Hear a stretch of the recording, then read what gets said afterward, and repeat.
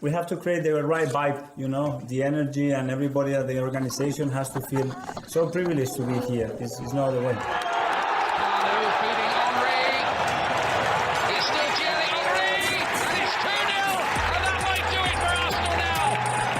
Thanks for listening to the Purely Arsenal podcast. Please follow us on Twitter at PurelyArsenalFP for all the latest Arsenal podcasts. Welcome to the sit down at the Purely Arsenal podcast. It's a Merry Christmas. Laca, Saka, Christmas cracker is what we're calling this podcast. And I've got Neil Shah with me. How you doing, Neil? I've been better, but I'm happy for the Arsenal. So, yes, come on, you Gunners. Keep going. COVID won't stop me from enjoying Arsenal, I tell you. Yes, I know. Neil's a little under the weather. Bad timing. Or good, if you get that time off work. But obviously you want to enjoy your festivities, so never a good timing to 100%. Be unwell. So you've got the case of the right-backs, as I call it. Michael Harris with me. How you doing, Mike?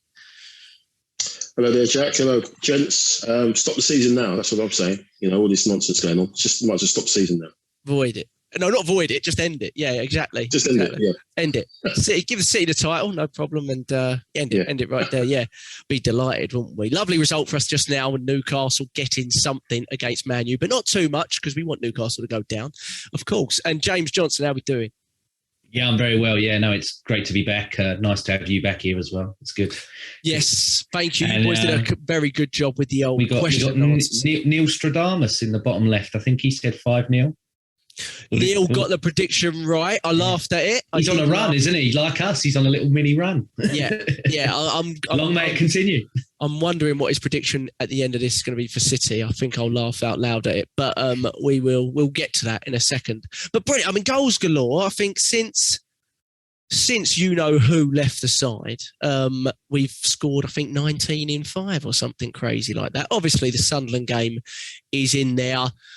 People could argue you've played Leeds, a depleted Leeds, and bottom of the table Norwich. But let's be honest. I mean, we've struggled. It doesn't matter who the opposition is. We've struggled to create this volume of chances and put away these kind of chances against no matter who in the last 2 years. So Arteta and the team really deserve a hell of a lot of credit, to be honest, I think. And obviously a bigger, more testing period to come. But I didn't want to do too much on the lineup. I'll go to Mike on it first, though. Just one comment. What did you think about, obviously the right backs work closely together because they all got COVID, right? So we got the right back drills going on in or whatever. But obviously big blow to get Tomiyasu injured. I think we were all a bit freaking out about that. That's my most concerning injury. Going into the game, did you think that was the right change? We know Ben White can play right back, but there may have been other options. What do you think about that? I think so. Some people were saying it might have been a 3 at the back. When it was announced, obviously with Ben White in there. But yeah, I think we were talking. I can't remember who it was. I think might be yourself or James mentioned in the group about making too many changes or too many positional changes in the team. Considering we're on a bit of a run. So when you take that into account, it was just that one position that was changed rather than it shifting the formation and then shifting Saka over to the maybe right wing back role, different to what he's doing at the moment. So yeah, and the way he played, I didn't know I keep saying Ben White. It's Benjamin. I didn't realise Benjamin White was such a pantomime villain. To be honest, the way he was chucking himself about, nudging people in the back, getting them, sticking a little bit noodle. I loved it. He's got the tattoos, so he looks like reminds me a little bit of like Orlando Bloom in Pirates of the Caribbean, a little bit with the moustache and everything and the good look. So that was great. It was great to see he had that little bit of steel and needle with it. But no, he a couple of moments, especially in the second half, where we gave the ball away a little bit, was a little bit lackadaisical on the ball and gave them a little bit of an in. But I thought he was very, assured in that position, and again, it gives us maybe an option going forward. If Tomiyasu is out, we were worried about maybe Cedric coming in and the level dropping too much. If it's White that maybe can come in there and hold it, who I thought was quality yesterday. I know the opposition wasn't that great, but he did what he had to do well. And like we said in the last pod, you can only play your game and you can do as well as you can do and let the manager make a decision for the next game. So maybe that's an option going forward if Tomiyasu is out, in future. Put White out there and slot Holding in. Holding doesn't really let us down as such. He hasn't let us down. So no, we're happy with, obviously, delighted with the result. Thought it might have been a little bit harder than it was, but yeah, I'm just happy with the way to put the synergy of the team and the way that they all seem to be buzzing. If you look at the celebrations, I'm always one to look at celebrations like you guys, and there always seems to be a little bit of banter going on when the celebrations are going. People are laughing, doing little jokes, slapping each other a little bit on the head. Saka tried to volley Saka when he scored his second goal. You see the replay. He tries to kick him. It's just all mental bonkers stuff, and that's because they all like each other. So long may it continue. We know now what we've got coming forward, which we'll probably touch on in the next bit. But yeah, we're going into it with our heads up and everything going positive going forward. Yeah, no, absolutely agree with you. And it basically comes down to, in the future, would you rather play Holding or would you rather play Cedric, I guess? And I think there's a good argument. I think you got it spot on. Me and James, I think we mentioned kind of Tavares an option? Maybe you should play Tavares, but I think hindsight, you got it spot on. And we have known that some people claimed that Ben White was a right back signing, didn't they? They claimed that we were signing a right back there and that we were going to use him as a right back. I don't think I ever really believed that with looking at his history, but he's definitely comfortable in that position. I mean, like you say, he's good on the ball. We can get forward and help Saka out. And I thought he did really well, and I thought he looked good. Because he's always got that option still of getting us out of a press, picking it 60 yards. Maybe it might be a different angle. It might be a better angle. A couple of times he picked out Martinelli. So if he's picking out someone like him who can isolate people, look what he did with Max Harris. He was just one-on-one, all the time, because he was finding him in space. If they're going in that direction rather than more centrally, he can get us out. But then if it's going across diagonally, then you can cause a lot more danger because you're knocking it into a bit of space and can cause a little bit more damage and pressure. Put them up there. But yeah, I think going forwards, the options he's got, Tavares as well. So the options he's got going forward, as long as everyone stays fit, bodes really, really well going forward, man. Yeah, and Wolves' game's obviously been cancelled. I think. Yeah, again, I was disappointed, but again, in hindsight, it's probably not a bad time for us to have a cancellation. I mean, we've got through without any. We'll get to the point of, is this really an even playing field for everyone? I think it's got a bit ridiculous with the likes of Tottenham and Man U basically having a full winter break and very little mention of I think we've had more positive COVID cases actually reported in the first team than they have during that time. I mean, I might be missing something, but I looked for it. I saw one reported today from Lindelof. Throughout the last 2 weeks, I saw nothing. Just I don't know why it shouldn't be able to be kept behind wraps for some teams and other teams be really transparent. I think that's just wrong. But Wolves would have had a week extra rest on us, and I've watched Wolves a bit this season. They're pretty tasty, to be honest. So that would have been a more interesting game to have Tomiyasu out for. It certainly would have been a 9 days, mate, not just a week. 9 days. Oh yeah, so I was saying extra 7 days to us, but maybe you're right. No, 9 days fully. Yeah, absolutely. Yeah. So it would have been ridiculous. Yeah, which is a joke. Yeah, it's an absolute joke. Yeah, it would have been ridiculous. So it's nice for us to get a little bit of a rest. I mean, we have midweek. I know we've got the Carling Cup semi-final coming up, but we do have midweek breaks where we can get this game in, I'm sure. James, big takeaway great performance, comfortable performance. Big takeaway for you if you're to look at the game. Fantastic Boxing Day performance to have, really. Yeah, I mean, the biggest thing for me is Man United went there. Couple of weeks back and they fluke a 1-0 win with a Ronaldo penalty, and they're the greatest side ever because that's a valiant side that's fighting for their lives. Oh my, what a performance. But it was a penalty. We go and smash them 5-1 and it's, but it was the 5-0, sorry. Yeah, but it's like, they've got the reserve keeper in. All this is going on. None of this about how good we were to blow them out the water. And like you said, we're seeing. I don't know if it's a word I'm trying to use. Energy is probably the best word I can find. There might be a better one out there, but the energy that's there, you're getting people doing all sorts of madnesses. I mean, Michael, you summed it.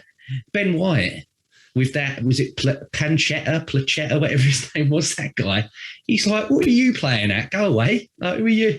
Like you said with the tattoo, I thought he was Randy Orton. He's standing there. He's like, jog on, mate. And then I've seen Granit Xhaka doing an around the world over his back that you said earlier in the chat. I'm like, what are you doing? Second half, Rob Holding's doing a Cruyff turn on the attack. I think everyone's buzzing here. And yeah, the biggest takeaway for me, and I think, you were the main guy, Jack, that said about it, was that if we're going to do anything this year, especially on the current form that Aubameyang is on, we need Saka and Smith Rowe to pull up big numbers. They're doing it. So long may it continue. For me, again, it's another one as well where everybody that sat here probably has a different man of the match. Well, yeah, it could well be. I mean, there's so many to pick from, isn't there? Do you think, James, just before I go to Neil, do you think, I was going to go from back to front, but I feel like I should start with the front, really. Martinelli. So, he's coming to the team, and I don't think, I'm certainly not as concerned as others that Smith Rowe is not in the team currently. I just think it's a natural sort of rotation thing, and he'll come back in again, and we'll talk about his sort of identity as a super sub at this point. But again, I don't think that's going to be something that's necessarily going to last. But Martinelli, I feel he sets the tone, Martinelli, almost. Because you could argue that the 19 goals in 5 games, what's been the trigger for that? It's been 2 years. We've not seen a coherent, constant attacking performance like this game after game until now. I would say I'm the most encouraged right now by the way Arteta is setting the team up and what we're getting out of the team over the last 2 years. Could be wrong. Some people say, leading the cup final. But I think in the way we're playing performance-wise, I am the most encouraged. And I do think Martinelli's kind of a trigger. Just his energy is almost like infectious. Do you know what I mean? Like he kind of lays the groundworks to say, this is the level that we need to start at and continue to go. And I feel like we've just moved so much faster. And the first goal was pretty evident of that, wasn't it? I think Tierney won the ball back and it was all one touch. Yeah. I mean, I don't mean it as an insult, but the guy's a tenacious bastard. Like, you'd hate to play against him because he's going to, we used to love Sanchez for it. He's going to chase you down. And in that goal, initially, the first goal, he's running back to get that guy because he beat him. Tierney gets him and then he's like, right, I'm off then. Tierney lays him in. He lays it on Odegaard. We all touch on him later on. Unreal. I think that's your man to talk about. I feel bad robbing Neil of a Martinelli question, but I'm going to him on it. I'm going to get his feedback on it. But yeah, and again for the second goal, Martinelli is on the totally opposite side. And normally you'd think Arteta would be like, hey, no, what you doing? Get back here. But he's over on the right-hand side. He's got Saka in front of him. And I'm going to come over here for a bit, cause a bit of bother here, drag a few people out. And then when Tierney runs through, he's thinking, oh, where's my out ball? Martinelli's not there. He gets a bit of confidence in himself from somewhere and goes, oh, screw this. I'm going to run past. I'm going to smash it. It's like we said, it's infectious. It's infectious for us as fans. We're all sitting here now going about how much we love these players instead of when we used to come on it, sell this one. That one, I don't even care where you're selling to. This one, I'll drive him to the airport myself. We're all talking about, it's good to have, and it's a good problem to have that we've got all these options. You've got to remember Smith Rowe's not even starting, but he's still coming on, and he don't look angry that he's not starting. So it's all going well. But I think, like you said, you can't just ping it on Martinelli as one player, but he's definitely changed the fortunes of this side just from, I think, his own drive, like his own personal will to want to win. We've not had that, Yeah, absolutely. And I think, a lot of people say, they want to get these front 4 under 23-year-olds into the team all at the same time. I'm less concerned about that. But Neil, you've been calling for Martinelli to get more minutes all season. Maybe we thought it was going to come in January. It certainly comes sooner than that. And, there's just a direct correlation for me with Aubameyang moving out of the team, which we'd called for a year on this podcast. I think we'd all said it at some point, like the coherence of the team is going to be much better once you've got 11 players that can actually play both ways and are involved, you know what I mean? But maybe we didn't think Martinelli would hit into the team this soon with the way things are going early on in this season. But he looks terrific. The question is, can he keep it up? He should have had a goal. He swayed slightly offside for the goal, deflected, I think, just went looped over, but was massively involved throughout the whole game. Hugely energetic. It looks terrific, Neil. Looks like he's broken onto the scene like Nelka did almost. Yeah, he's thoroughly dynamic and well deserved as well. I mean, everything about him is something I love anyway. I've said it from day one that I've seen everything that you want to see in a striker basically planted into one player, and that's what Martinelli is. James, I didn't think James was going to mention it, but he was quite right. That second goal, he was on the other side. He was winning the ball back on the other side. And before, leading up to that, Lacazette did some excellent work. He was bamboozled by literally the whole Norwich team, and he held the ball up and it made ball go. He drove it forward, and then that led to it being recycled, and then Martinelli doing his bit before Odegaard made that terrific assist to Tierney for the second goal. I mean, it was just brilliant. But I think I could talk about Martinelli all day. I could talk about Ramsdale all day, and there's several others. But to be honest, I think it's James just hit the nail on the head. It's about that.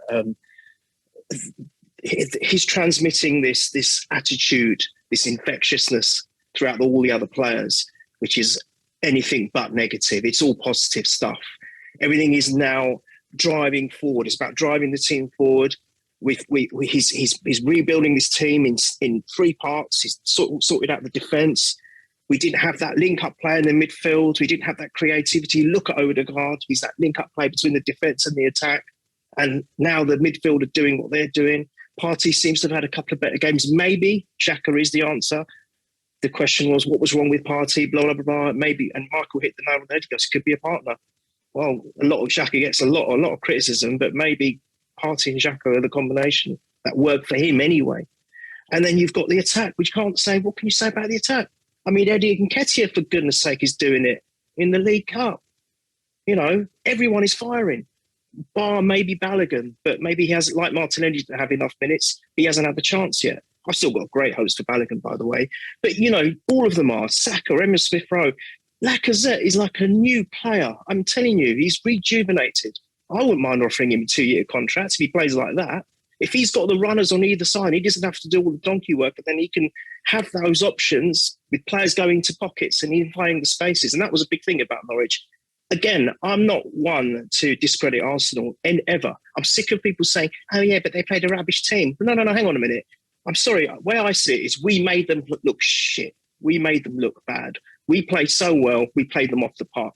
That is the way I go to it. Yes, we are not going to get carried away. We have to take one step at a time. And of course, we've got massive, massive challenges coming up ahead. And we still have to prove ourselves against the big team. I get it. But at the moment, we have probably put ourselves in the best possible position to face our next game. And we can only play against who we are up against. That's it. And as long as we show us a good comprehensive display against those teams, why not? I'm just so positive. I think he's going to go from strength to strength. I think like Saka has improved, he's improved his game now with his scoring. I can only see Martinelli improving. I think he's just going to get better and better, Jack. Yeah, no, I agree. I think it looks fantastic. He just, I just feel we're moving the ball so much faster. He's so involved. I mean, I don't want to do it, but if you look at his heat map and his touch map in comparison to Aubameyang, or even compare Lacazette's if you want, whoever you're saying is replacing him, it's night and day. I mean, it really is just game to game. It's insanity, and you can't revert now. You just can't. You can't go back to it. And we'll get to this because we're going to talk about it in the transfer window, but if the re-involvement or the reintegration of him, I think, creates more problems than we're getting. And if we get to the end of January and there isn't a solution, I'll be concerned because I don't really know what the rules are there. You know, you have to have him in training at that point. You can't just keep removing him from training. So I hope the Ozil treatment, if you like, works a little bit quicker. I think it might have a chance of working a little bit quicker for reasons that other clubs might actually want this player rather than some, two-bit pub side in Turkey. But Mike, Saka, we've talked all season about, can we get Saka to the form? He basically carried us, didn't he, last season? Let's be honest, in a really tough team. Can we get him back to that form, but also the end product? And last few games he's blown up, hasn't he, Mike? Doing amazing. It's definitely, started that season with a little bit of, a thing over his head, a cloud over his head, obviously with what happened in the summer. But yesterday, again, he a bit like the West Ham game. He looked like he had business to sort out. He had some prior stuff that he wanted to sort out. So maybe he said something about his family or something. I don't know. But But yeah, Brandon Williams, he basically took it for a walk all afternoon. You know, he had him on a leash, basically. He was just doing what he wanted to do with him. He was just basically taking the piss with him. And when he tried to kick him a few times, I think there was one moment where Saka gave a little bit back and he left his foot in a bit, and that was a bit ropey. He was like, oh, you know, because the commentators, you know, they spotted it as well, and you're thinking, oh, you know. But no, the way he took the second goal, you know, he absolutely.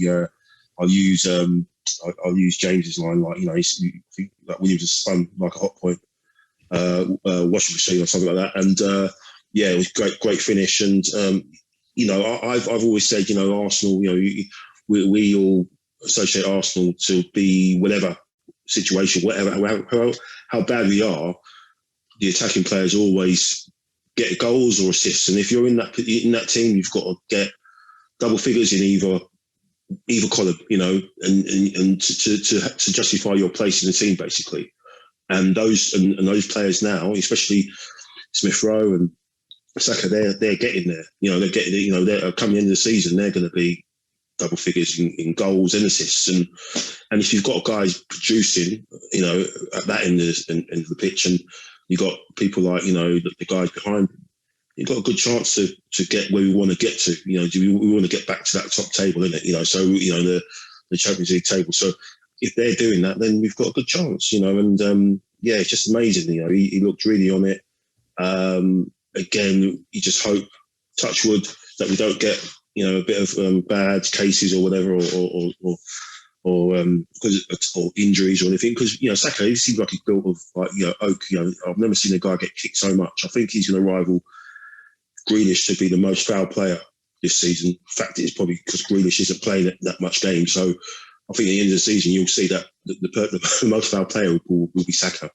Yeah. Because he gets kicked every game, and you know, the referees don't seem to give him any protection. So let's just hope he doesn't get a bad one. You know, if he doesn't, he will take us to where we need to go, or where we want to go at the end of the season. Yeah, and unlike Grealish, he doesn't dive around like an absolute donut, does he? I mean, Saka literally, he's going down if he's getting contact. Grealish does and doesn't. Yeah. And Saka, that was the first time he's got such good temperament. First time I'd ever seen him really react. So Williams was obviously laying one on him because Saka's reacting to something. He's got him and Smith Rowe, to be honest, incredible temperament for their age. Granit Xhaka can learn a thing or two from them. Yeah, because Arteta was, you know, he was going mental on the touchline because the camera, you could see, you know, he's proper giving it to the full official. And you know, there's one instance where he said, look, there's fifth or fourth time he's done it, and you haven't done anything. So that transmits to Saka. And I think right after that, there was a ball, they chased it, and that's where that incident happened. He had it in his head still, he was in his ear still. This guy's taking the piss, so just going to let him know I'm there. And fair play to him. You know, again, we've always worried about us getting kicked and not standing up for ourselves, or players not standing up for themselves and just taking it. You know, and we're giving it back, you know, and touch wood, you know, we're getting away with it so far. You know, obviously if that was Xhaka, he probably would have got sent off, but because he's got such credit in the bank for what he did for England, the referee's probably given him a benefit of doubt, sort of thing. Yeah. Well, it's good for us to have one or two of those players, because you can tell Harry Kane gets it for the last 5 years, and Maguire and etc. Yeah. So I've seen plenty of reds and yellows that have gone missing with them guys. But fantastic, two great goals. But you know, similarity in terms of the way he cuts inside and whips it. And what I like about them both is he's hitting it earlier now. Do you know, when he, you know, last few months we've been saying takes the extra touch, tries to do the player again, just simplify it. Because he's so good, he's so quick to get that half a yard that he needs.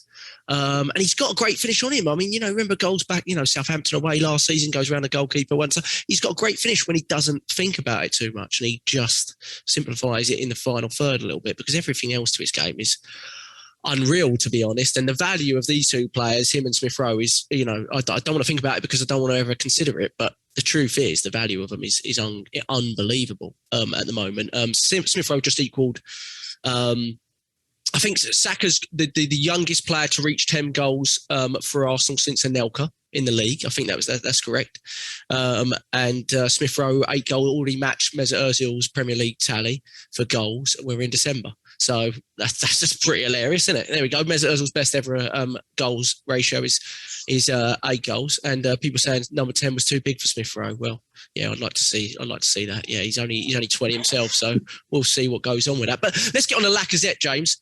You can't feel free to talk about a supposed 12-month contract offer. I have my own thoughts on it as well. I didn't think this was one of Lacazette's best games. I thought his touch was a little bit loose. But what he brings to the team as basically as a captain, as a leader of the group. I mean, I don't know if you watch, but the amount young players tweet pictures and post Instagram pictures of him saying, my man, Laca. That you can tell that the team has basically said, they love this transition to Lacazette as a centre forward. It should have happened earlier, I think. I can understand the issues that Arteta had with doing it earlier. He backed the contract with Aubameyang, so there was issues there. But even in this game, he's so heavily involved. I didn't think his touch was great. Sometimes I felt he was a little loose. He's so heavily involved, and he's so much the glue. I mean, he's involved for the first goal, that one touch out to Martinelli, then feeds it to Odegaard. He wins the penalty, again wins another penalty because he's so involved, right? I just think he's very, very unselfish in terms of the way he plays. And I think I've never said he's the future. Just without doubt for me, he's so clearly a player that we can't really replace with the current players we've got. I don't think. I think he offers something completely different to what any other player that we've got has. And that would be my biggest concern with him. I do think he needs to make sure he stays fresh in a way. But what are your thoughts, James, on Laca? I've been really impressed with him as a captain, to be honest. You know what? It's going to be really hard to find somebody that is got the similar attributes to him, that's of a younger age, but also doesn't get picked for their national team. Like you think we're so lucky that he doesn't get picked for France, because if he did, all those extra games, like we always have him quite fresh. Like I've never really, we haven't really missed him at all when we've needed him. And do you know what? It's going to be sad if he does go, because I think, like you said, all these young players absolutely love him.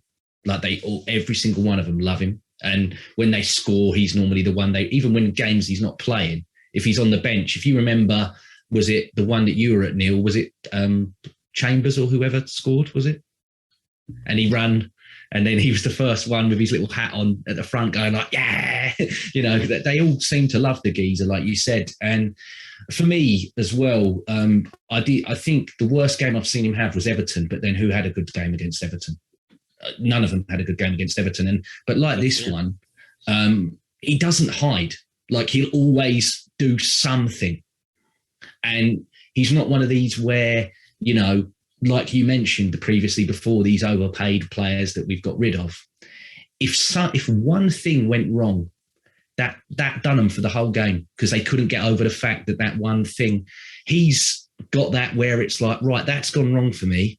But if I knuckle down in a minute, something else might happen. And then, do you know what I mean? He doesn't take things to heart and everything. He doesn't get too emotionally sucked in. He's always ready to go and everything else. And do you know what? If he didn't miss that penalty versus West Ham, he wouldn't have took that one yesterday, because he's like Henry, isn't he? Where if he gets fouled, he doesn't normally take it.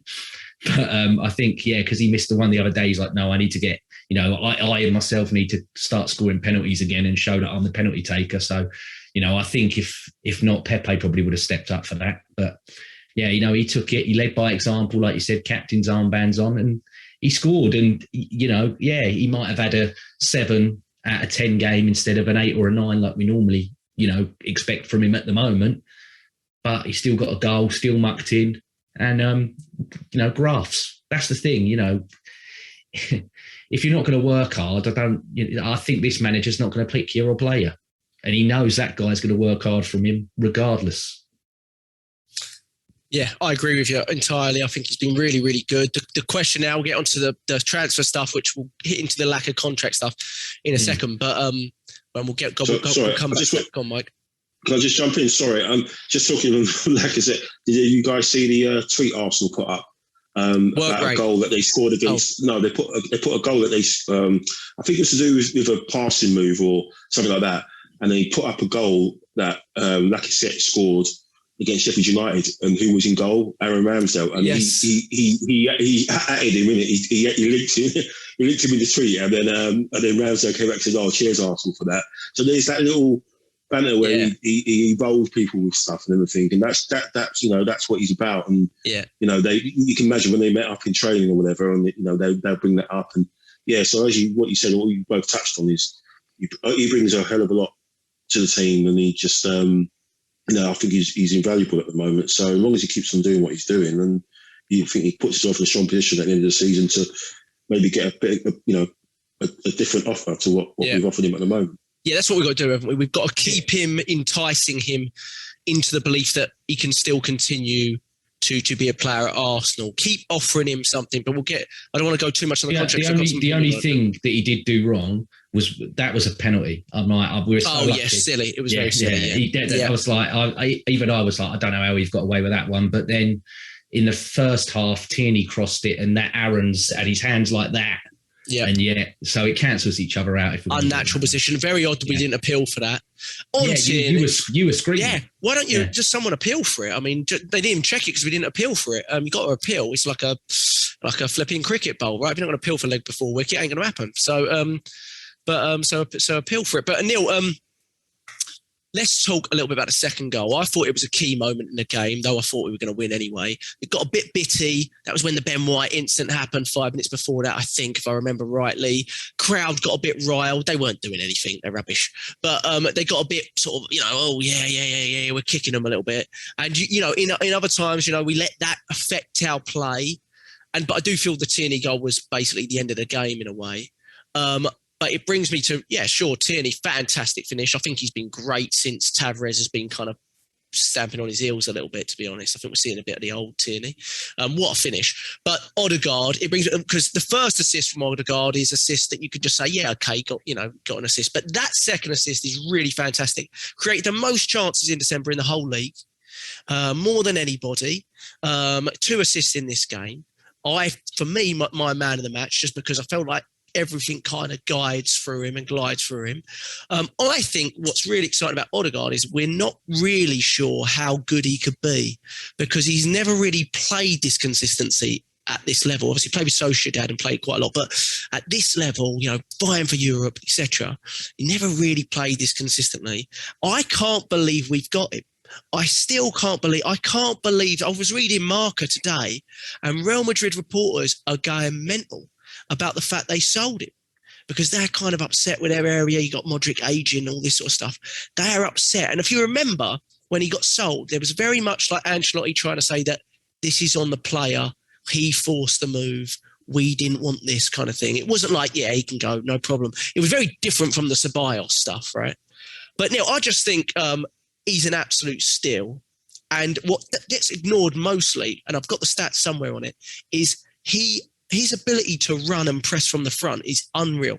Like, he's not very good going backwards, but his pressing from the front is absolutely unreal. Like, his energy is ridiculous. But Neil, brilliant. I thought it was fantastic. Great assist. Fantastic player, isn't he? He costs less than Iwobi. That's brilliant. 5 million more. Do we need to say anything else? Yeah, we've had a blinder there. Oh, my God. We have got him for nothing. We've got him for a bag of crisps.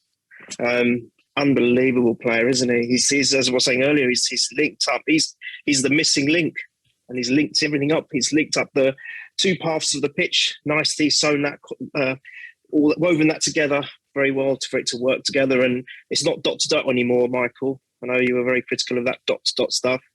He's added that beautiful creativity, that guile, that finesse, and that his enterprise. It's just fantastic, phenomenal to watch. I think, like I said about Martinelli, there's a lot more to come. And you know what?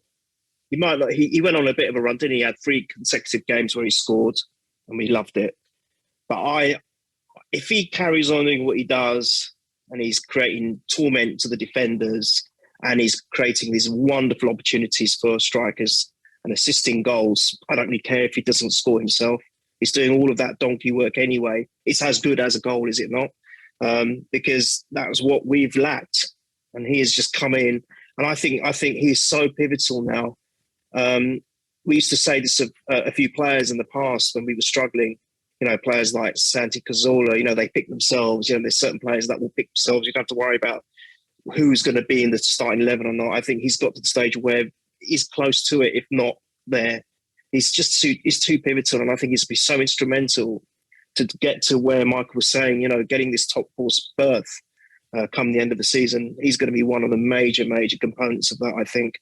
And my only worry about all of this is we don't suffer, touch wood, any key injuries or suspensions, because we are so finely balanced now, Jack. That's my worry. I think Arteta has got the team to a stage where if we knock out 2 or 3, it could completely throw us off kilter again. But in a way, I was pleased to see Tommy not play, because it showed I know it's Norwich, you know, so don't everyone go, it's only Norwich nil. But the point is, we still played really good. We still played without Tomiyasu. Now, recently we were saying we can't do without him, the Terminator. So very much like that with Odegaard, you know, I don't think it'll be the end of the world if he misses a couple of matches here and there. But he's definitely going to be so instrumental to us getting to where we want to be. And everything about him, and it's just, you know, his work rate as well. And I like that about so many of the players at the moment, Jack. Their professionalism is fantastic. You know, since Aubameyang has gone, it's like we've seen a completely different set of players, Jack. Yeah, and Arteta mentions that. Sorry, Jack, coming in, but Arteta mentions with the. He says basically Odegaard is what you would pin up as the ideal professional. He says on and off the field, his actions, the way he is. Is that what you're going to say? Well, I was just going to chirp in with what you've just said. Jack, it probably won't be a shock for you Michael and we've got the youngest manager with the youngest team. I think if Lacazette is to go in the summer like it's being reported, I can't see the armband going back on Xhaka. I think that guy's the guy they're going to pick. I think Mikel Arteta's going to go. Martin Odegaard's going to be the captain. We're going to have a younger captain, and that's the guy that I'm going to, because he already captains his country. He does. But also, if you look at the media stuff, there's a lot of stuff that we do with the junior gunners, and he's always at the front of it. He's always with the stuff that's with, helping kids like, oh, here's how you do this little trick. Or he had a video where kids were asking him a Q. And that was even when he was a loanee. He wasn't even a Permo player. Yeah, I remember that, yeah. But he's like right at the front of all. So I don't know if you remember. Sorry, James, I don't know if you remember. No, please. I think Jack asked the question on WhatsApp, and I said, possibly Odegaard. Do you remember a few weeks ago? Because of what you're just saying, I think he has got a leadership style to him. Yeah. He might not be like the most shouty vocal person, but he was I think in all there's the Christmas jumper photos that they were selling, the new one. Exactly. I think he's being primed for it, you know. And if he keeps producing like it, I don't think it's going to be extra pressure. I think he wants it, because he's always yelling at, even when he was on loan, he's yelling at Partey about his positioning all the time. Yeah, and like you said, he is the best forward presser that we've got on the ball. But you see him at least 2 or 3 times a game going, "Come with me." Yeah, and we'll get them. Isn't it amazing how far we've come in 2 years where we didn't have a captain of note really in the squad or in the first team, until now we've got 5 or 6 that we could say.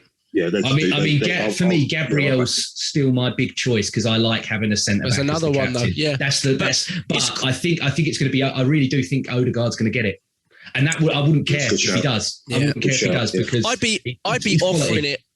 I'd be offering it to Laca at this point as a sort of an incentive to get the contract. Do you know what I mean? At the end of the season, I think. Is it? And if you want to keep it, then sign here. Yeah. I wouldn't be against that for you. I'm not massively. I don't need it to be, I mean, in an ideal world, it's a senior player anyway. Do you know what I mean? Like in an ideal world, but they have to be committed to the club, of course. In an ideal, the thing with it, the amazing thing with the senior stuff, in early on, I listened back to some of the old podcasts. It's really interesting just to listen to them, to like the transfer ones and stuff like that. But we said what could let us down with, because they've played a blinder so far with the transfer window. Arteta and Edu deserve huge credit. I know there's a lot of stuff now coming out about Edu was the one that pushed the Willian and the Cedric deals, but let's be honest, together, whatever they've done, the 6 players they've got in, so far, it's looking really good, because what we're looking at is we're basically looking at plugging 2 holes in the summer, and we all know where those positions are. Or maybe before then, maybe, hopefully. But what we said was the senior players that are in the team, in one of the podcasts, we said, that's what our worry is, because, and at the time we said, Leno, worried. Aubameyang, worried. Well, he's removed 2 of them. The only one left that we were worried about is Granit Xhaka. And, like I said, we'll get to their performances in a second, but I still think Granit Xhaka's time's coming, to be honest. Jack, but if there was a nuclear fallout tonight, only two things will survive: cockroaches and Granit Xhaka. yes, he's got more lives than Mesut Ozil. That's just how it is. It's just how it is. Yeah, it's true. It's true. And I'm okay with that. I mean, the players do seem to respect him a lot. He's an avid trainer. He's the best trainer we've got. I like those kind of things being fed back on, and I like that. But Mike, we touched on Odegaard. We touched on the rotation a little bit. Saka's my biggest worry with the rotation. Every player in that front four has had rotation. Odegaard's had time out of the team. Remember, the first run was Odegaard out of the team, and people were saying, well, does he get back in? Smith Rowe's now his time. Martinelli's had his time. Lacazette's had his time. Saka's been the one mainstay. He's played more minutes than anyone his age in the whole league, I think. Like, there's no one that's played the minutes that he has. So he would be my worry, Mike. I don't think we can do anything about it, to be honest. I don't think he trusts Pepe enough. I don't know what your thoughts are on that.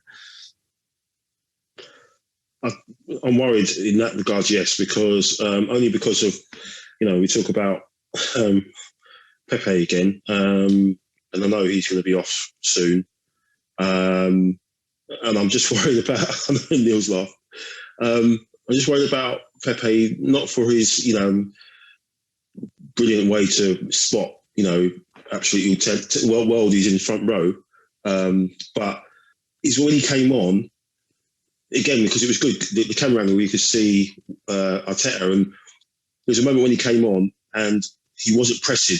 He was giving Norwich a chance out, and he went mad at him because he was basically ball watching. He was just watching the game, and he was like saying, Nico, and he's come on. He's come on the last 10 minutes of the game. We think, okay, we're winning 4-0. Just carry on from the Sunderland game, and that's the worry, because then again, as Neil was saying, the level drops a little bit. So yeah, it's going to be a worry. I don't know what you do. You probably, do you put Smith Rowe over there, in that instance, or do you rotate with the three of them so you keep Martinelli in the side? That could be an option. But if, again, Pepe's not going to be away for a bit anyway, so he's probably going to be someone like Smith Rowe coming in and doing some work on that side. Maybe Martinelli on that side coming in on his left foot. I don't know. But yeah, if it is Pepe, he needs to fix up. He needs to get with the program, because that last little cameo he did there, he basically he did switch off. I know he got the assist, but it was an assist. He went for goal, took a deflection, it went over to Smith Rowe, and it wasn't like he picked him out or anything like that. You said it, Michael. He's a game changer. even when he does stuff bad, it still works. He still gets his numbers. Yeah. Was that not given offside because of the deflection? I'm trying to remember it. Was that what it was? Yeah. Okay, I knew it was a goal right away. I was like, why is this happening? I didn't know the deflections. I was laughing. Yeah. I was like, how's that offside? It's hit their player on the way in. Yeah, it was a deflection. It was definitely a goal. This is an absolute joke. Yeah. But again, like you said, pure vibes, pure numbers. Pepe gets on the assist sheet again. The great thing is, if someone's just looking at his numbers, they are bidding for him. You know what I mean? They are bidding for him. I don't think we can let him go. But he is actually quite a good player to bring on at a time like that, when you're sort of winning a game and comfortable, because he'll probably get in on the act. But trusting him from the start of games, in big games specifically, or league games, well, I just don't think Mikel Arteta does trust him. And I get that in a way. I do get that. He's just not... He's not as trustworthy on the ball, is he? He's just not. He's not. His build-up play is not as good. Takes too many touches. He's not as quick with it. He doesn't work as hard both ways. You can tell when working both ways is an effort for a player. They do it, but they don't do it with the same tenacity and belief and sort of enthusiasm than a player that really wants to do it, right? Aubameyang was the same. Everyone said, oh, no, Aubameyang's fine. Look at his numbers. He's running more than ever. But he's not really applying himself to it. He's like doing it because he has to do it. Ozil did this for a while. They said, he's running all day. He's running more than he ever did. I went, yeah, but what does he do when he gets there? He just stands there when he gets there. Like, you're not actually applying yourself to the defensive side of the game. And Mikel Arteta wants players that plays both ways, and that's fair enough. He's consistent with that. So I think that's fair. So great to see Smith Rowe getting on the goal act again, which is incredible. I don't know how many games in a row in the league he's scoring, but he seems to be scoring every game. Yeah, but eight in the league, not even starting. Absolutely incredible. Don't forget his reverse pass to Lacazette to win that one. Yes, the one the penalty. Yeah, and I thought for his goal, Odegaard again, just that little disguise and shimmy, not his assist, but it's coming from him, and he's unbelievable. He's pure filth. He is Absolute filth. James Partey, Xhaka, Neil touched on it. One of his better performances, of course, just before he goes to the AFCON. Hopefully, we can keep him for Man City. I don't know what the rules are there. People, Liverpool are allowed to keep their players till 12 hours before their AFCON game, but Klopp's worried about them getting a little bit, overworked. But for us, we'll probably send them on. Aubameyang's probably already there on holiday, isn't he? He's already there. Yeah. Who cares? Yeah. No, I think he'll play against Man City because they're definitely going to play Mahrez. So we'll have him in there, and then hopefully you'll get in the predictions later on. So we can send him off somewhat in a good mood. Hopefully, fingers crossed. Yeah. But no, for me, just quick because you're touching a little bit there on transfer window. Basically, I don't want to jump the gun unless. Am I jumping the gun or? Not really. Your party was the last thing I was going to talk about on the game, unless wanted to give you a man and a match as well. But it's not a big deal. I just was getting curious about who you felt edged it. There was too many options. But no, for me, I had to give it to Saka just for the second goal alone. But I totally understand the Odegaard shout. I think it's one of them too. Yeah. I just on the second goal, I just thought that was sensational. Spun him like a hot point washer, like Michael. That's one of my favourite quotes. So. Yeah. Well, but it is encouraging with Partey, just before you go on to the transfer stuff, that he is, like you said, maybe he is having Xhaka a sort of stable partner. You know what Xhaka's going to do. He's going to sit. I think he likes having him with him. Yeah, I think so. Yeah, there's something about it where I don't know. I don't want to say they seem to click, but it's because obviously. I think we're working towards, like you said, this guy potentially getting out the side, but we just don't know. But I think he feels settled with him, and Xhaka will always give him time to do what he wants to do as well. He wants to get in there and thread a few passes himself. If you want to look back at Newcastle last season in the cup game, the ball he plays to Aubameyang, that's the sort of Thomas Partey that he wants to be. The guy that breaks the lines and everything else like that. And I think Xhaka allows him to do that. I think if you put him with the Lacongas and all that of this world, he's got to do a bit more of the rugged and hard-working stuff instead of the, box to box and everything else. But he's toned down on the shooting as well, which is always good. No balls have hit my head in my house for a while, so happy days, isn't it? Yeah. So now it's about him doing it in that big game, and I think it's going to be a huge test for that partnership next week if they both play, of course, and obviously. Begging that Tommy Asu sees out. We've got a lot of big games without him being here, sadly. We do. So, because, again, it's going to be on Laconga or another. Yeah, let's get to that then. I think Laconga, like we've said, maybe not to the levels of Odegaard, Martinelli and everything else, but I've seen enough in there to go, this guy is going to reach a ceiling eventually. I don't think it'll be as quick as the others because I don't think he's going to get as many chances to do it. But he's still a great player within his own right. You mentioned it, the 6 that we got in the summer. Yeah. I've seen that pass that he played to Saka in the Newcastle game where he fluffed it, the first one. I'm like, that's ridiculous levels of finding that little one over the top to Saka. More of that, and this kid's on. He'll get numbers in his own right himself. Yeah, interesting that he brought on El Neni, but maybe he hasn't had the days of training because the return from COVID and things like that. So he's only just come out of his isolation, hasn't he? So and hopefully Tommy Asu's out of his by next week. I know we said Ben White did well, but I wish they would let us know when it was they tested positive. I know. I think that's too much. Breaks probably the data protection. Well, they let us know more than any other club, so it's at least they're mentioning names. I think us and Liverpool are the only ones that actually mention names. Everyone else just like Wolves. No one knows. Not everyone's going, it's COVID and injury, but no one knows. They're not giving away names. Why is injuries being used as an excuse? Don't know. Everton got that as well. Everton got away with that too, and Leeds. Leeds played us and then got injuries as a I watched Eduardo and Amon Ramsey get their legs snapped in half by 2 thugs. Did we have to stop? Were we allowed to stop games back then? Nah, it's a joke. It's a very are these injuries to the extent of that? Yeah. Has someone's knee gone all the way round, Like you said, if you're not playing, you shouldn't be opening the training ground. There should be a rule there. You're not playing, you shouldn't be opening the training ground. And there wasn't that for Tottenham and United. I know there wasn't because they came back Tottenham like they're flipping firing on all cylinders. But go on, Mike.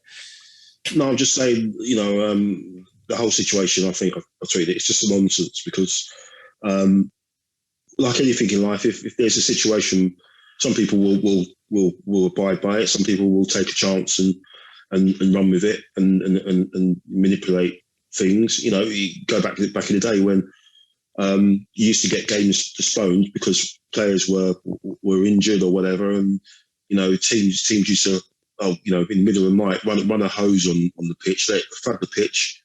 Middle of the night, no one knows, and when the referee comes over, it's postponed. Oh, we had a bit of rain overnight, and and little things like that. And I think the same thing's happening with the whole COVID because there needs to be transparency because they say what you need to have 13 players, but if like Wolves, for example, are saying they can't, they've got X amount of players, they could be players from the under 23 squad. They could be players from they don't have to be the first team players. They could still have enough players to play, but because we don't know who they are, when they, in some cases it's staff as well. Exactly. As far as I remember, staff don't play football, but that's what they're included as well, staff and players. So at least we know that all our right backs are out. So that's quite significant that you can't choose a natural right back there. You can get your way around it. But if 8 of the, you could say, we've got 8 players, who've tested positive, and 6 of them are, under 23s. Do you know what I mean? It's like, well, how, you're just abusing the system. And I think, Tottenham have done it. Man United have done it. They've manipulated it and they use it. And if you're not transparent, then what's stopping you using that same player again further down the line to say, oh well, he's got it again, or we'll use that person this time. We didn't use him last time. So yeah, it's annoying for me. But the only thing I'm happy is the same managers that are doing this. They're going to be the ones to have to deal with a fixture list of playing maybe a game every 2 days or something like that, and they're going to be the ones moaning about that. So, that's why I hope we can play our games, because we haven't got anything else to do in terms of Europe or whatever. We should be fine, we're fitting those games in. But it's the likes of the teams, like United and whoever, who's still in Europe and Liverpool, that when it comes to it, they'll be in April playing all these games and trying to fit all these games. But yeah, it's the Premier League have set themselves up because as soon as they bent over for Tottenham, then that was it. They should have just said, this is the rule. If you've got 13, 14 fit players, you have to fulfil the game. If you don't, then you forfeit. You forfeit. You've got to run your club properly. You're having Christmas parties, and then next week you say, oh well, we've got to close it down. Well, cancel the party or be a bit more sensible. I don't know. It's a bit of a joke. The thing for me as well, Michael, is all the time they talk about how there's all these good English players or British players even in these academies, and they never get the chance. The Premier League's like, we need to find the pathway. This was your pathway, like you said. Yeah. I think was it Man United or someone?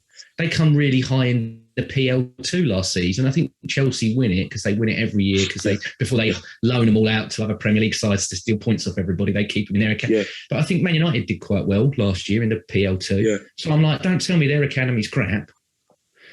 Spurs fans will tell you they've got the best of everything. So I'm like, why are they? And again, it's the 2 teams that, funny enough, get a new manager that get the extra time. Extra nonsense. It just feels, you don't want to go down the conspiracy route, but you're ticking the boxes for me.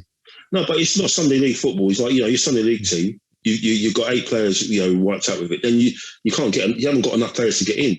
But these are multi-million, billion pounds, clubs that have got 25-man squads, and then they've got another 25 underneath that as well. And people are saying, oh, well, it's all right because it's not going to influence the season. Well, it is. Because if you're playing a team now at the moment and you cancel that game and you play them later in the season, say Man United are playing Burnley, and Burnley are safe from relegation, and United play them in April, and United need to win that game to get into the Champions League or whatever like that, or get into the top 4. What Burnley ain't going to bother because they could be safe by then. But if you play them when you should have played them, that game's up for grabs because you don't know how far into the season things got to go. But if you play a team later on, you've had to rearrange it, and that team's already safe, or they could be relegated already. why are they going to bother in that game? And then all of a sudden, United got 3 hit. It's basically 3 points because they manipulated everything. So, yeah, it's wrong, basically. And they're going to buy, and they're going to buy as well. So the teams that would have played them on that day, they'll probably have arguably weaker sides, and they could, like you said, they could go, right, we might get the points here because they've got, they got the shitters. Of course. And they're only going to, don't tell me that Man United and Spurs aren't going to buy players in January, because these two managers, well, maybe Rangnick still might have gone there because he's been offered the job after he's become the manager, but do you know what I mean? Like, they're both going to do something, Yeah, they've both not committed not to have any money. That's no way. No chance. Yeah, exactly. It just creates an uneven playing field for everybody, and they didn't set the criteria quickly enough, and the transparency is not there. It's just this. It's not good, and it's we seem so transparent on it. Like he's there. Arteta. One great thing about Arteta, and it's not just that, but he's always he always tells the truth, doesn't he? He doesn't lie about it. Like about Aubameyang. So people say, should he have said that in public? But if you remember under Wenger, we always used to be going, what does he mean by that? He's not telling the truth there. He's not going to be sold. Next day he goes, Ox isn't going anywhere. Next day he's off to Liverpool. Like all of that sort of stuff. I know why he was doing it, Wenger, but it became very frustrating as well. You were like, I don't know what to believe here. With Arteta, you know what he's saying, generally speaking. He's kind of like the way it is, But getting on to that, he is kind of not mixing his words, but he's being a bit cagey about Aubameyang. So let's talk about the transfer window. Neil, if you had to say now, does Aubameyang leave in January? His last quote was, we're taking it game by game, knowing full well that Aubameyang's basically gone to the AFCON at this point. He's not going to reintegrate him for City, no chance, even if he's here. So he's not playing through January. The question is, can you remove the player if they're not around in January? But I think there's ways around that. Do you think we remove Aubameyang in January? I think there's a good chance. I hope so. Yeah, I hope so, because I think if we try and reintegrate him, I think it's going to mess up what the team have just built up over the last few games.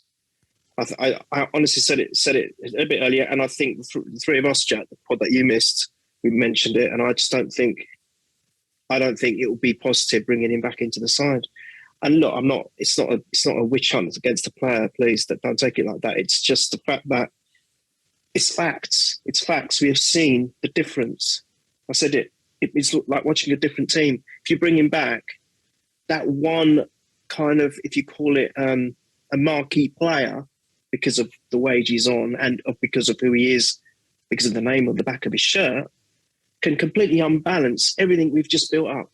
And I know that, we are going to get unbalanced anyway because we're going to lose certain players for AFCON, but that's without choice. That's something that's going to have to happen. We're going to have to deal with it. Aubameyang, for me, is a choice.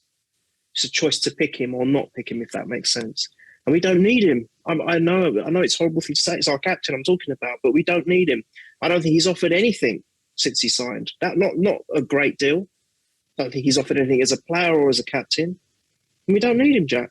And I'd say, yeah, please, if we can find a way that will be beneficial for him as an individual as well, and beneficial for us as a club, yes, 100%. And possibly Barca is an answer with the fact that they need players up front.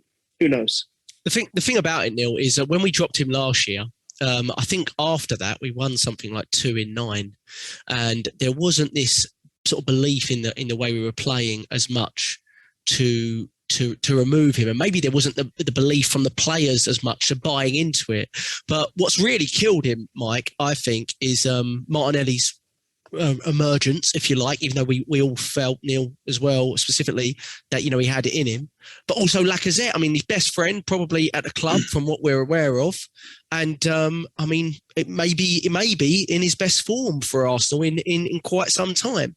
So I think those two players, that they've killed him off. And even if you partially reintegrate him, surely the Ozil and Guendouzi thing are a sign that you can't do that, because the toxicity of just having them in the training ground, I don't necessarily think Aubameyang's like that, but let's be honest, biggest paid player on the books that he's not going to be involved in game days, in training, is going to create a problem, Mike, isn't it? Oh, yeah, 100%. I think, I don't think he's going to be integrated. I don't think... I think the club, are probably happy to let him go early to join his national team, to be perfectly honest with you, rather than keep him to January the 3rd. I think it is. You can keep players up to January the 3rd.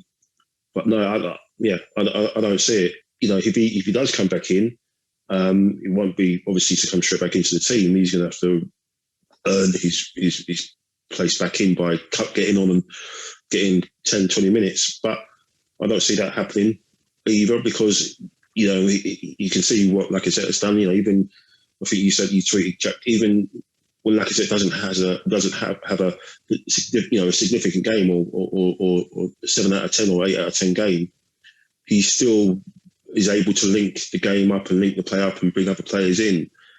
If Aubameyang has a stinker, has a 6 out of 10 game, you're not going to see him. He's going to have 10 touches all game, and none of the link-up play or anything like that will be anything near what Lacazette would have done. You know, in that sort of performance. I thought he did all right yesterday. Yeah, a couple of touches were heavy, like you said, but there's a couple of instances where he held the ball up and he manipulated it and got it out of his feet. And I was thinking Aubameyang would never have done that. That move would have broken down right there. We would have been right back on our our defence would be back on our heels. We probably would have conceded. So if he comes in, and he's got to come in and do what he's doing, do what his best mate's doing. He's not going to be able to do it. We've seen it for the last year and a bit. He's not able to play like that. He can't do it, sustain it like that. So I don't see him. I think we said at the time. I don't think we could see him in the Arsenal shirt again, unless it's a massive.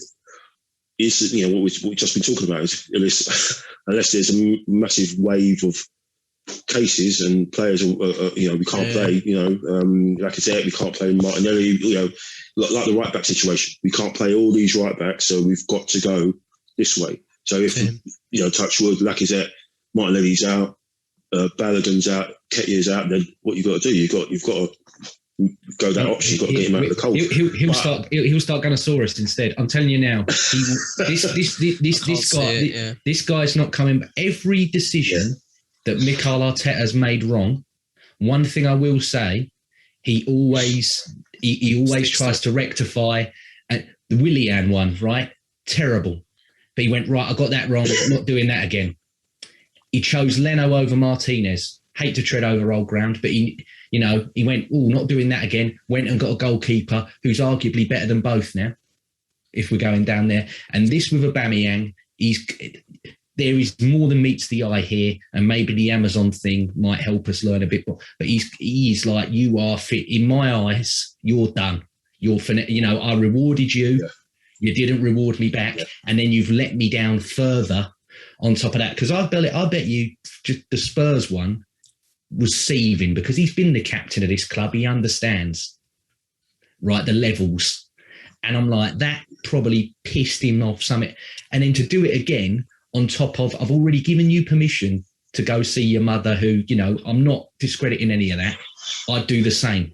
Repeat offences, isn't it? I do this, but it's the fact that I'm like, well, you've got a tattoo on top of that. You've told me you're going to your mother, you're going to get your mum who's ill and everything. You're getting a tattoo photo taken. And then the next day when you need to be in because I need you to do the test because who was it that we played that weekend? Sorry, I'm totally lost on who we had an important game. No. It was he dropped him before Everton. I don't remember because I can't remember if the issue happened because he dropped him. I think he dropped him for Everton because of poor performances, wasn't it? Yes, was it between Everton and whoever was the after. Next game? Yeah, it was between Everton and the next game. I don't remember because he was like, I need you in before 12:30 because you've got to, even though you've done your tests, you've got to do the ones the Premier League set. Of course, and then he missed the deadline, and he was like, I can't pick you now.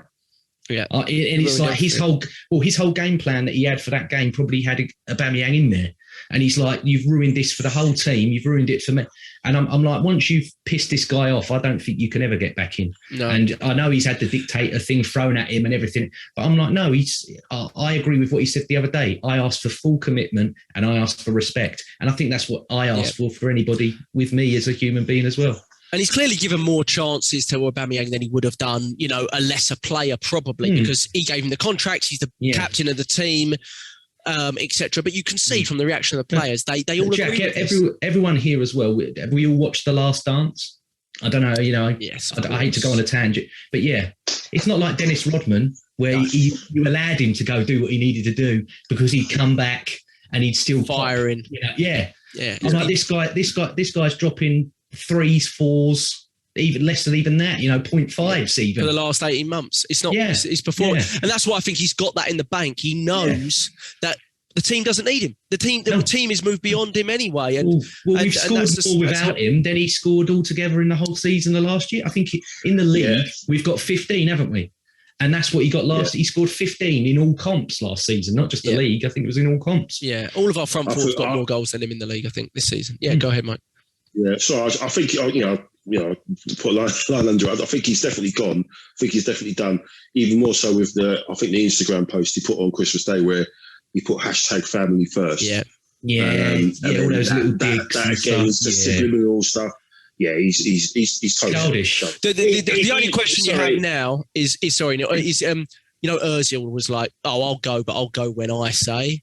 I don't know if Aubameyang's. Hopefully, he doesn't dig his heels in quite like that. Hopefully, he realises that he wants to play some football. Yeah. Rather than it's like you said earlier, there will be people that will want this guy. No one wanted Ozil. Like big teams. No one wanted him. No, everyone knew he was done for. Sorry, Neil. Go ahead. No, I think he lost me when he liked Ronaldo's post of scoring, winning it, beating us. I'm sorry, that is for me. That's the end. How can you the opposition's just beating us, and you're liking their post? What? Yeah, absolutely. Finished. Yeah, no, and I'm obviously concerned with how we remove him. I hope it happens quickly in January, but it might. I think there's something that's brewing. His brother's going to be tweeting January 1st. You bet your life he will be. His brother's going to be posting pictures of San Siro every hour.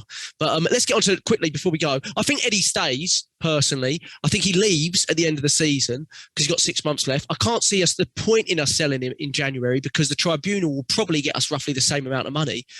Maybe not, but roughly probably that tribunal that you get for sort of homegrown players will get us roughly the same amount of money. So you keep him as your sort of backup striker because he's on form, he's firing, but giving him the new contract, etc. I just don't think Eddie's gonna. And to be honest, I know he did well against Sunderland. I don't think Eddie Nketiah, and this is why I would give Lacazette the try to give him a new contract. Is got a new striker coming in the summer, probably a top striker, but probably under the age of 24. So someone that is looking to become the bit, because if you judge our transfer strategy, it's going to be that kind of the Isaac, Ivan Toney, that around that age, right? So you want an experienced player, but I don't think you want an Eddie Nketiah as the number 2 anyway. I don't think that's fair on the new striker coming in. I think what you want is an experienced head who can't play every week or twice a week if we're in Europe.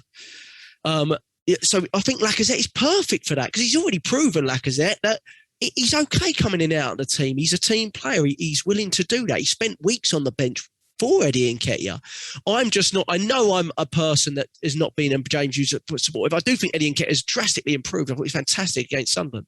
I just don't think it's fair. I don't think the player will want it. 23 years old, he's going to want to play weekly, and I don't think it's good for our team necessarily. For a new striker coming in, it's going to need a little bit of time to bed in. Not everyone beds in like Tomiyasu. Some people need time, like Odegaard and whatnot.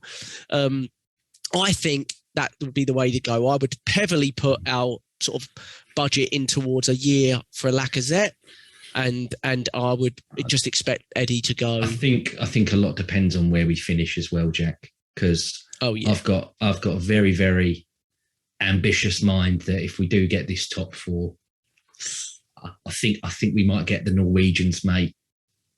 Oh, jeez. That is breaking the bank. That's 600 grand a week or something. I think it's a 2-horse race, mate.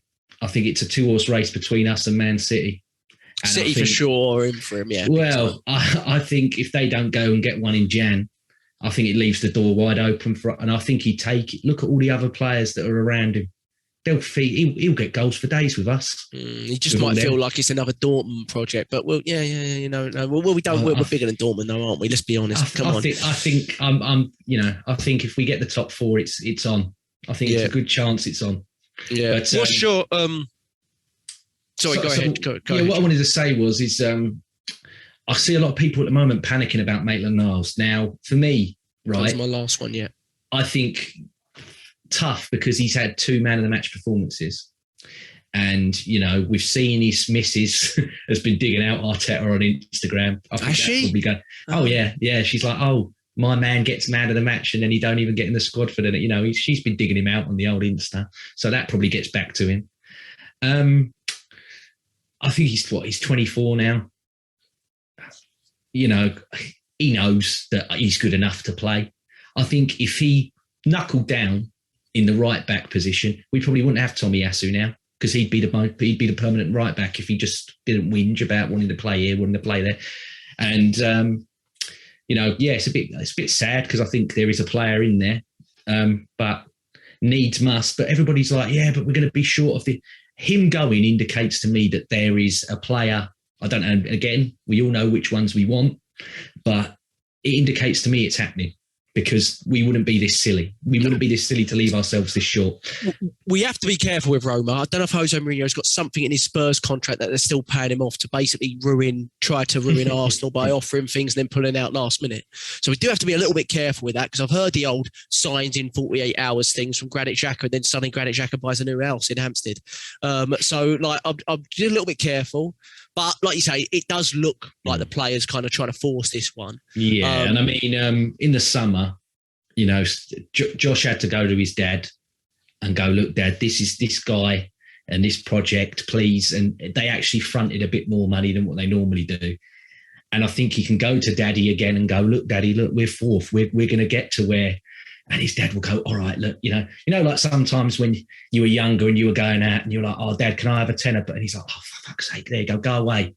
He'll do that to him. He'll go to the ranch and be like, Dad, I need 22 million. Yeah, I need 26 million pounds. Yeah, go on then, fuck off, go away, leave me alone. Yeah, hopefully. Yeah. Well, in theory, we could generate trying to that sell money. the club, go away, you know. Yeah, exactly. We could generate that money, Neil. I mean, what do you think? Like, Aubameyang, we think's going to leave. Niles looks like, I know you don't believe in it. I don't believe it yet, but it looks like he's going to go. But that's not going to bring any money in. Is there anyone else that we can bring a little bit of money in? Aubameyang, presumably not more than 10 million. If he does go, I would have thought 10, 15, maybe because of his wages. You know.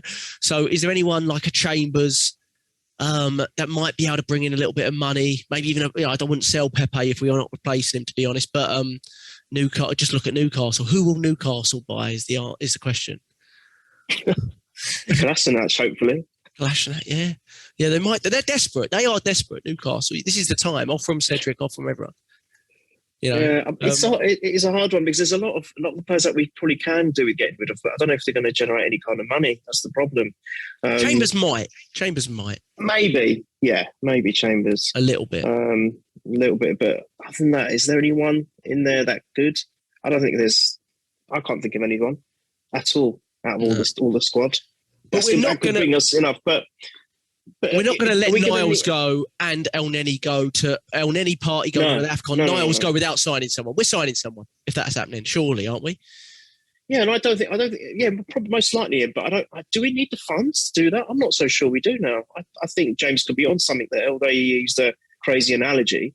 But I think we'll have the money to buy if we need it. I just feel that Arteta has probably got some kind of leeway with, if not the senior conclave, but the other one, to be able to harness some investment, and then show them that there will be return on that investment as well. So I don't think we generally need to be like this in a position where we need to sell before we can do anything that comes back. So I think we will get rid of some deadwood, maybe for nothing or peanuts, just to to help the wages, of course, the strain on the wages, and then I think we'll be in a position to get the players that you guys talk about constantly on the WhatsApp group. There's a good chance. With me, I'll stay out of all that, as you know, because I don't believe anything until it's happened. But I don't think, if you want my opinion, I don't think we're going to necessarily need to sell to buy this time. And I've just got this something about Arteta at the moment. He's adamant that he wants to get the team to where he wants it to be. And he's only going to be able to do that by investing in certain positions. And I think he will. He said he's not going to loan as well. He basically said, I don't want to loan anyone anymore. We need people that committed to the club. Mike, do you think we get Yeah, I agree. I think we get one centre mid in January. I think we have to, Mike. What do you think? Yeah, I think yeah, definitely centre mid, and I think we'll go big in the summer for centre forward, definitely. Who fits the profile? Who the age profile, the attributes. Who is effectively doing what Lacazette is doing, but can do stuff on the other side as well. Can get in behind, into the channels. So we could proper counter teams, counter attack teams in that instance as well. And if we have the possession and dominate possession, we've got a focal point as well who we can play off. A bit like, we used to with Giroud, we used to knock it around the corners to people and stuff like that. So yeah, definitely a centre mid in January, 100%.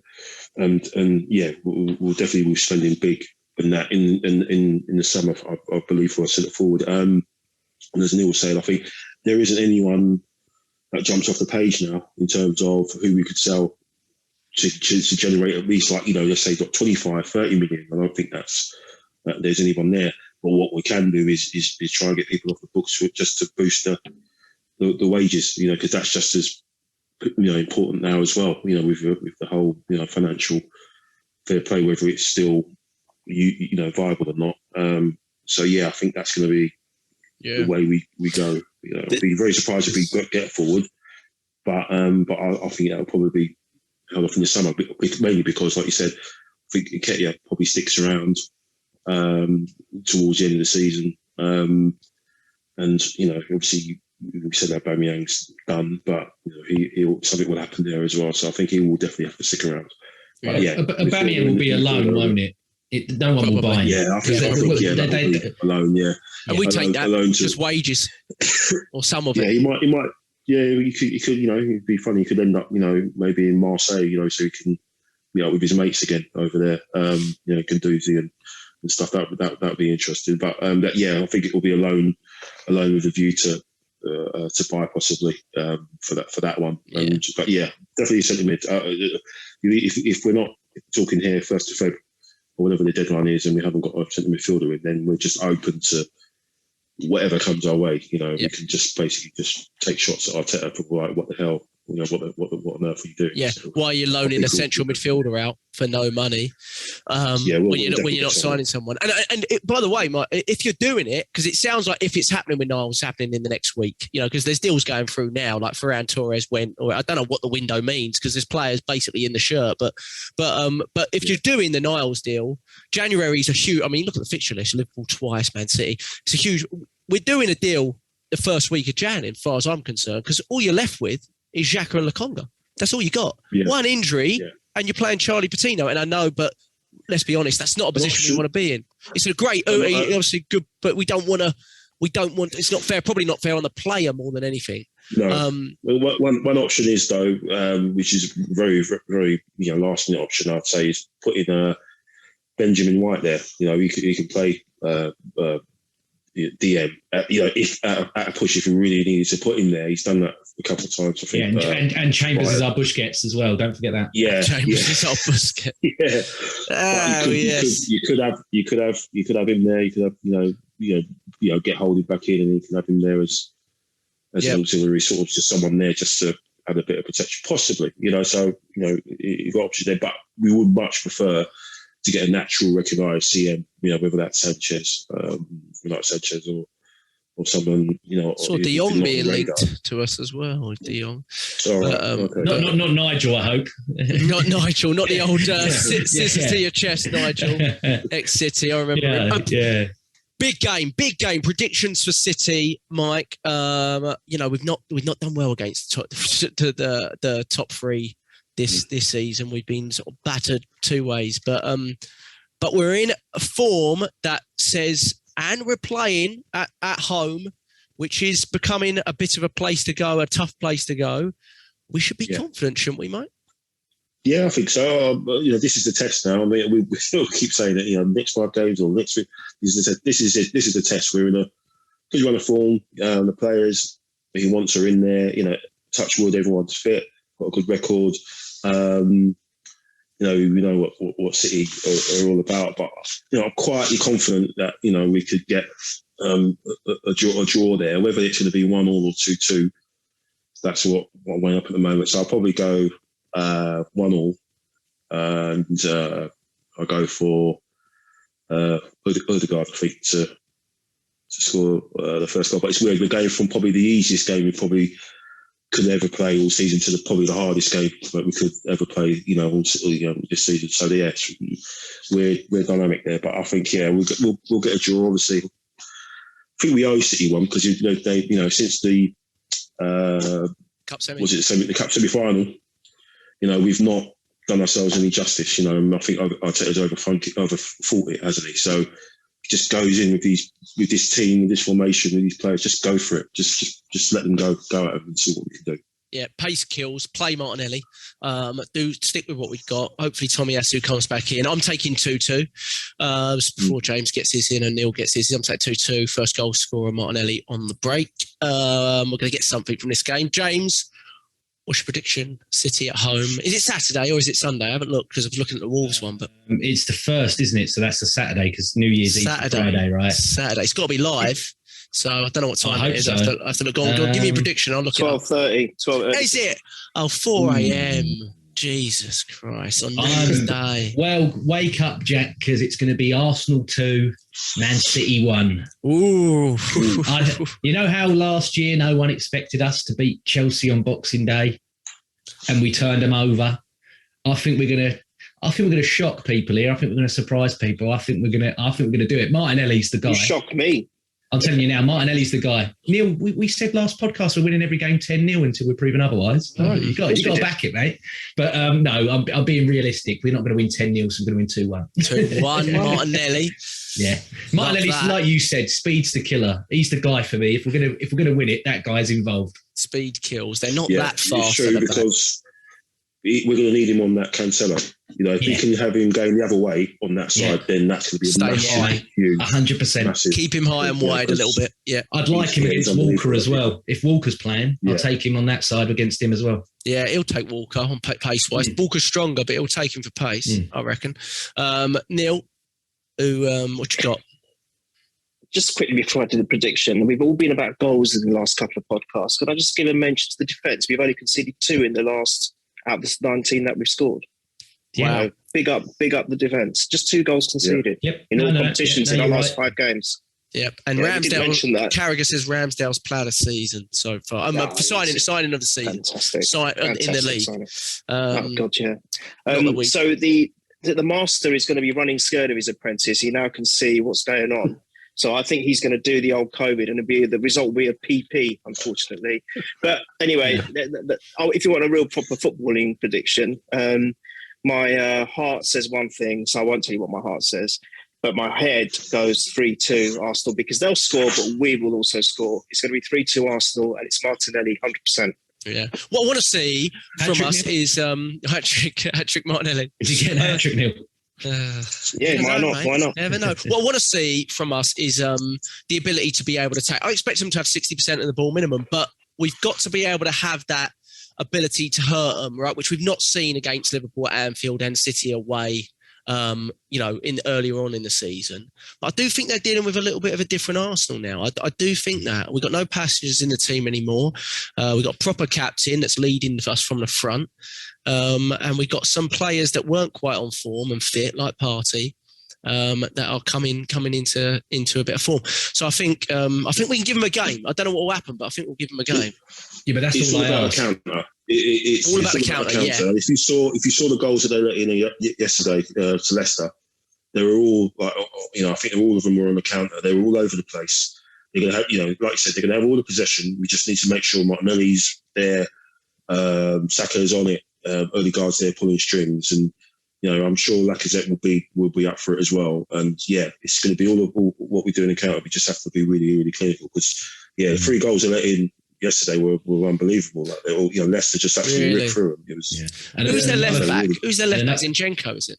Yeah, or Cancelo. Another thing I will say as well is if Tomiyasu's back, he ain't letting Sterling win a header in the box. No. Please no.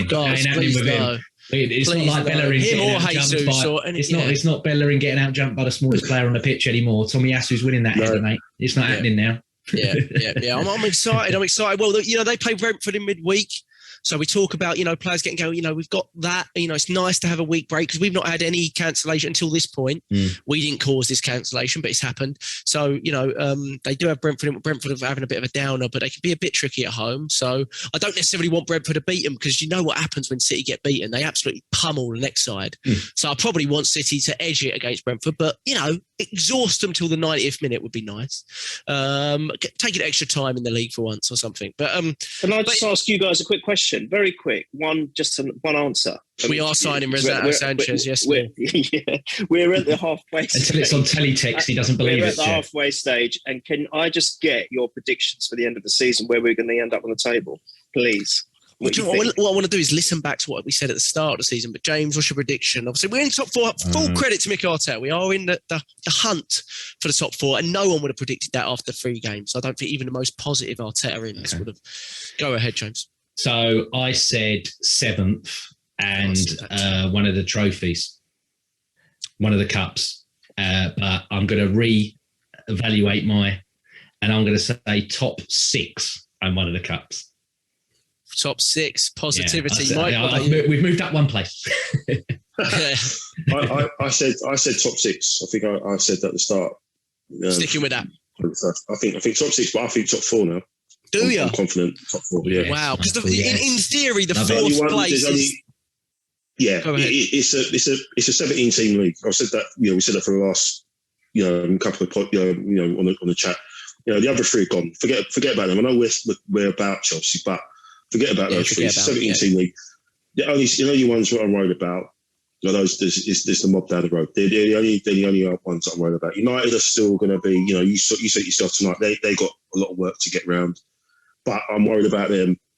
And that they're the only ones. They're the only ones. That's why the game against them in a couple of weeks' time is going to be so massive. But Conte is a top coach, man. You can't look past that.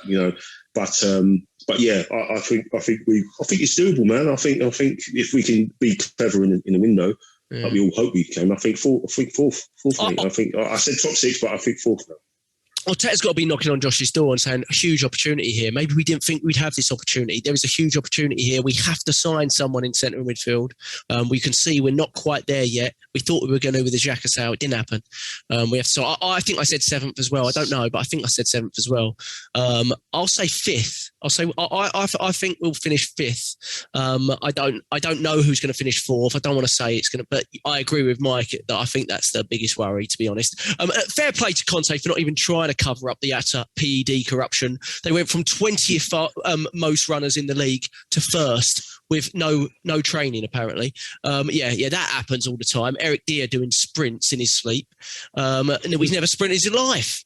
Unbelievable stuff. At least he's not trying to cover it.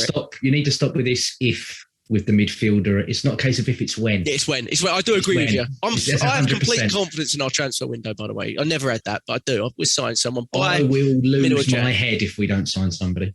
Yeah. Oh, yeah, I'll go mental, think, but Neil? We are signing him. Yeah, Neil, what do you think? I predicted Chelsea would win the title, but I'm not worried about them anymore. I think we're going to finish 3rd. Get out of here. 3rd. No, you get that. You get that player you lot are talking about. I don't know nothing about him because I don't do transfers. Terrific. You get that player that we're talking about. We are finishing 3rd. You'll end up liking him, Neil. What would be lovely, though? We're going to end up 3rd. Even if Chelsea, I think Chelsea would be far gone, but it'd be lovely just to draw them back into the pack a little bit, wouldn't it? Get them within 6 points and stop them thinking about the title and start them thinking and looking behind them. That would be great. Just to feel like, they're catchable-ish for the teams that are chasing, because it is hard when you're looking at it going, there's one spot here and there's probably 4 teams. The old Arsenal, look, I agree with you guys. The old Arsenal 6 points would have seemed like a massive goal, too much. But now, I don't think it is. And they only need to draw a couple of games and we win ours and we're there. Yeah, we're going to bite on massive mumps. They've got Brighton and I swear they've got someone else hard. They've got Brighton and Liverpool. We could make those 6 points back. Yeah. Neil's right. Never know. Right. Brighton at home, though, innit? Brighton probably need Eddie and Ketia, to be honest. You can't write Brighton out, man. There's something about them. I watched them yesterday. They, and as well as Brentford as well. They play for teams that are Yeah, they play nice stuff, don't they? They do, yeah. They Chelsea are boring. Oh, they are boring. But anyway, boy, it's been great pod. Went overrun. Sorry, late night for you. Thank you, Neil. Feel better, please. James. Thank you so much. Mike, thanks for coming on again. Hopefully we'll be back after the City game. Don't know where. Maybe we'll be able to do a weekend one. Maybe two or three of us get on for a weekend one and get that pod in. Win, lose, we'll be there. But yeah, up the Arsenal. Keep the faith. Top four. We're in the hunt for the top four. Unbelievable stuff. We're bottom of the league after 3 games. Insane. Going to be a great 2022. Fingers crossed. Come on, boys. Happy New Year.